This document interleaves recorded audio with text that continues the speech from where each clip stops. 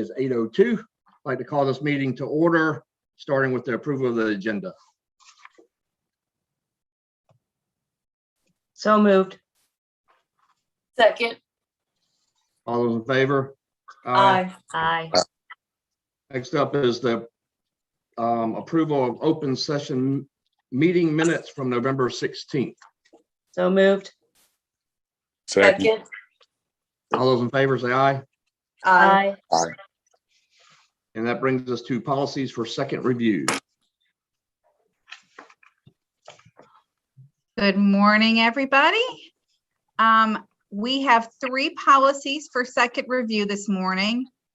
They are policies 414, student records, policy 526, electronically stored information retention, and policy 8-1, use of student transportation. All 3 of these policies came to the committee last night, and went to the board for first review last week. There have been no changes requested by any stakeholder group on any of the 3 policies, and staff is requesting that they all go to the board for approval at the January meeting. I can answer any questions on any individual ones if you want to.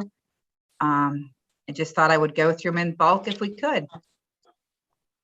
I have no comments. None. Any comments?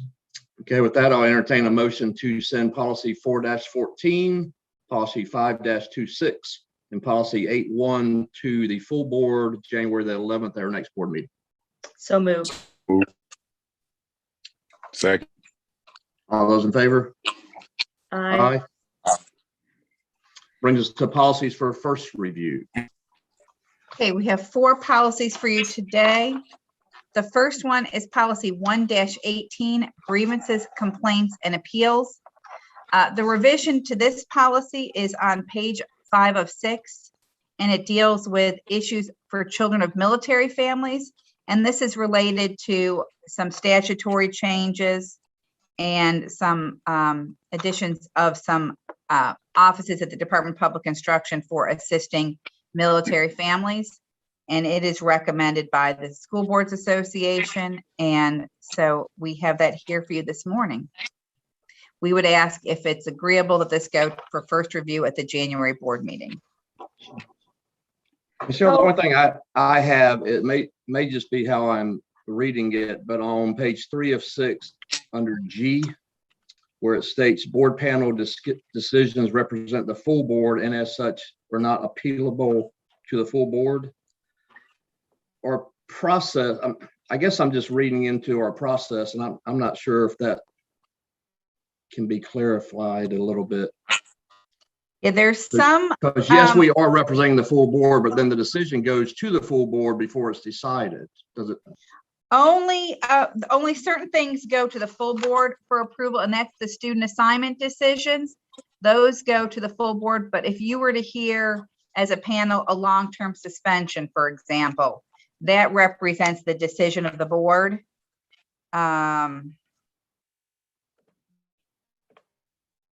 So that way, if a long-term suspension would not be appealable to you, we can clarify that where appropriate, board panel decisions represent the full board and are not appealable. That way, it distinguishes between those that might be a student assignment or something that is appealable, that does go to the full board for approval. Okay. Other than that, I'm good. Any other questions? I have a question, because I got some emails about this about expulsion. Do we expel students in the wake of some of these threats that have come to the schools? I got some emails and some messages about it. So there's a state statute about expelling students, correct? That's correct. Can you tell us a little bit? Okay. The board does have the authority to expel students over the age of 14 in certain circumstances. If they're perceived, I think the language is to be a threat to their presence constitutes a continued threat to the safety of staff and students, I think is the language. There is some case law that says that we must continue to provide services where we can manage the safety. And, the statute really was written prior to the accessibility of online instruction and all of those things. So, I think the courts would say we still have to provide where we can minimize any risk of safety by putting somebody homebound and providing virtual instruction. And so we use tier 3, where we homebound a student to ensure the safety. We have expelled in some rare circumstances since I've been with the district. So tier 3 is the same thing as you're talking about. They don't come to school, but we provide instruction over the internet. Okay. Correct. Yeah, Online. they're assigned to South Providence tier 3, which is a completely But virtual they're not platform. in school at South Providence. They're doing it online at home. Okay, so it's the same idea. Okay, that was it. That's all I had, Todd, there. Thank you, Michelle. I appreciate it. No problem. Any other questions or comments? All right. With that, we'll move to the next. We'll do these as a group as we normally do. Takes us to policy 5-9, student assignment. 5-9 student assessment. There have been some changes and clarifications based on state board policy and district practices, and that was the purpose of updating this. I made some revisions based on some recommendations from the North Carolina School Boards Association and some other districts, and they have been reviewed by Dr. Breedlove and Dr. Bowers, and they're consistent with how we move forward. And so this we would like to go for review at the January meeting as well. Any questions or comments? So all of this is state required, right? The screenings and Yes. assessments and stuff like that, that they're not the district, it's the state. Yes. Okay, thank you. Okay. And the high school, and of course, testing, that's on page 4 of 6. We were already doing, this was already a part of what we were doing. We just clarified because it just helps parents understand the process. Okay. I have no other comments. You good, John? Neither do I. I don't have any comments. All right, moves us to policy 5-12, student promotion and accountability. Yes, the revisions here are based on some legal changes and some requirements for kind of remedial planning, the individual reading plans, the district-wide reading plans. And so we've added the language to address those statutory changes. This has also been reviewed through Dr. Breedlove and Dr. Bowers' offices, and we would ask that this go for review at the January meeting. One comment I have, again, is more in wording, page 4 of 11 at the bottom, where it states the board will offer a fee-based reading camp opportunity for students who are not entitled to at no cost. So we're offering to send them to a camp that we're going to charge, but we're not going to charge them.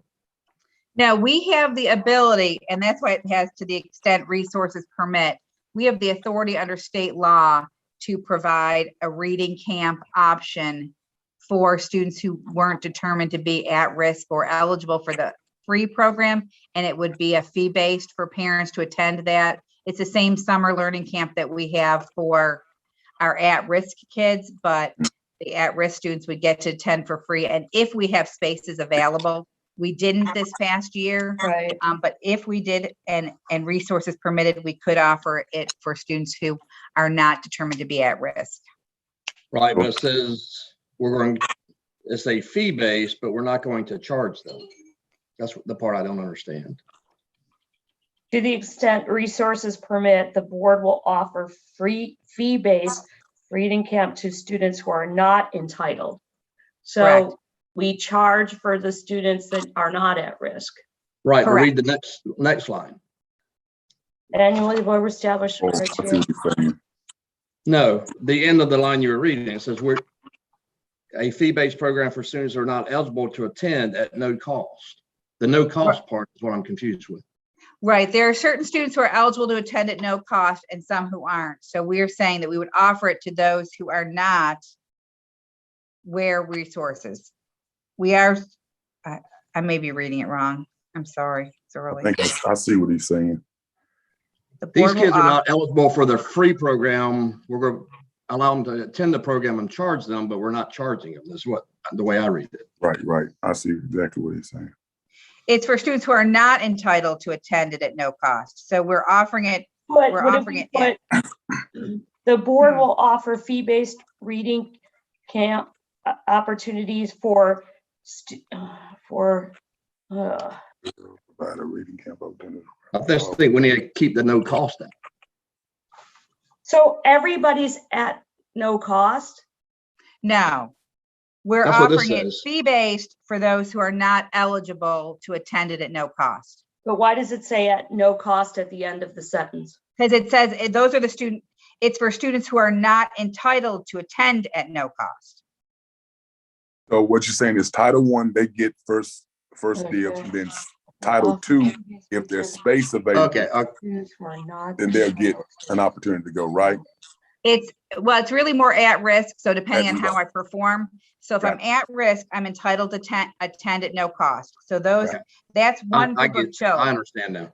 Okay, Yep. you could say the board will offer fee-based reading camp opportunities for students who are not entitled to, To attend, for no cost attendance, who are not entitled to no cost attendance. okay, I think the no cost has to go before something else, because otherwise it seems odd, but I think It it was just reads, confusing, but yeah, okay, now that I've read it a couple times, I see the intent. yes. Sorry. Okay, I have nothing else in that. John, Melissa, you good? I'm good. Yes, sir. Next I'm takes us good. to 2D. It's a new policy, proposed new policy. yes, and I know that we don't like to add policy, so I apologize up front. The issue of eligibility to attend the district and attend schools comes up every year pretty frequently, and it would be helpful for staff to have a policy to point to as opposed to trying to point people to state law and explain it that way. So Dr. Would it Barber and be- I'm sorry. Would it be good to put this in 4-13 instead of a separate policy, since that's school assignment? I figured we put it by 413. I just was concerned about making that policy so long. Okay. Now, we would cross-reference it. I can add it to 413 if you all think that would be helpful, or make it an administrative guideline attached to 413. Okay. Maybe that would be the easiest way.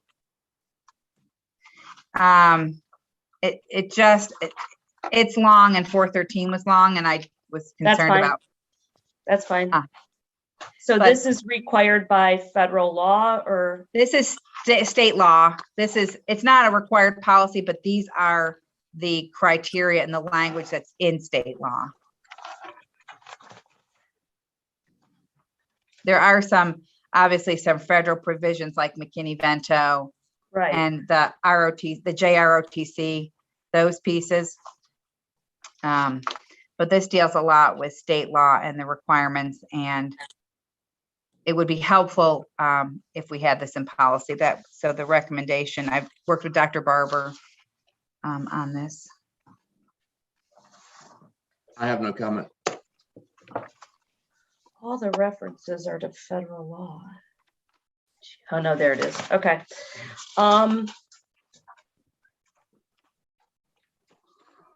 So on page 2C2, the parent, guardian, or legal custodian residing in the school district area is a student, employee, or faculty member of a college or university. Yeah, that's a state law provision. So for example, if someone, it doesn't apply so much to our county, but if you were, I'm trying to think if you were in Mecklenburg County, a UNCC professor who lived out of county would be able to have their students attend CMS schools under this provision. Like I said, it doesn't so much apply to Union County, but it's part of the state law. So we just left it in there. Okay. And 6, refers to the 6-7 school year. And that's the way the statute reads, that they had to be enrolled at least at that time. Okay, So it's not a new student coming in. It doesn't apply to a new student. okay. That's all the questions. Wait. So on the second to last thing, so students who are in homeschool can do ROTC, That's Even though federal they're- law. not enrolled. It's federal law. Okay, Yeah. thank you. Okay. And we have that in another, I think we have that in the student assignment, we have it in another policy, but I put think it we here. have it somewhere else. Okay. Yeah, Okay, that's it. I don't have anything else. I'm good. All right, with that, I will entertain a motion to take policy 1-18, policy 5-9, policy 5-12, and the new proposed policy to the full board January the 11th for first review. So moved. Second. All those in favor? Aye. Aye. All right, actions to take to the full board. We're taking for second review, policy 4-14, policy 5-26, policy 8-1. And for first review, we're taking policy 1-18, policy 5-9, policy 5-12, and the new proposed policy to the full board for first review. With that, I'll entertain a motion to go into closed session. So moved. Second. All those in favor say aye. Aye. Aye. And we need to sign out and come back